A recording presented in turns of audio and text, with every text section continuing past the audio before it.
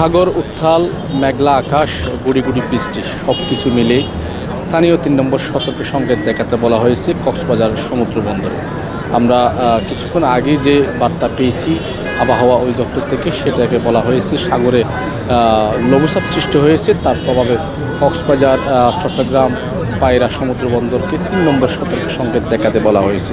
আপনাদেরকে একটু জানিয়ে দিতে চাই, সেটি হচ্ছে কক্সবাজার যে ট্যুরিস্ট রয়েছে তাদের সাথে আমরা কথা বলেছি, তারা আমাদেরকে জানিয়েছেন ৩ নম্বর সতর্ক সংকেতের বিষয়ে তারা জানে না।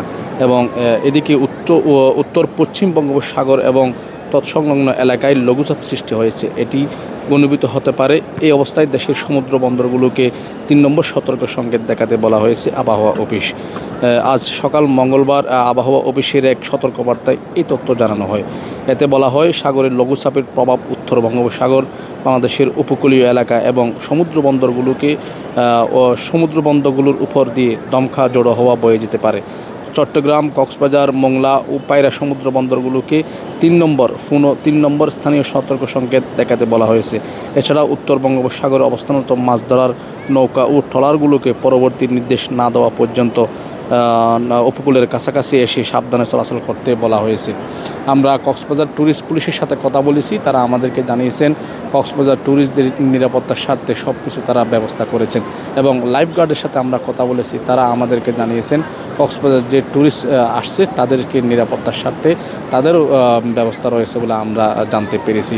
এদিকে আমরা কক্সবাজার আবহাওয়াবিদ আব্দুল হান্নান আমাদেরকে যেটি জানিয়েছেন, সাগরে লঘুচাপ সৃষ্টি হওয়ার প্রভাবে কক্সবাজার সহ যে সমুদ্র বন্দরগুলো রয়েছে সেখানে ৩ নম্বর স্থানে সতর্ক সংকেত দেখাতে বলা হয়েছে এবং আগামী কয়েকদিন সেই লঘুচাপ সৃষ্টি হওয়ার পর সাগর উত্তাল থাকবে এবং জড়ো হওয়া বয়ে যেতে পারে বলে আমরা জানতে পেরেছি।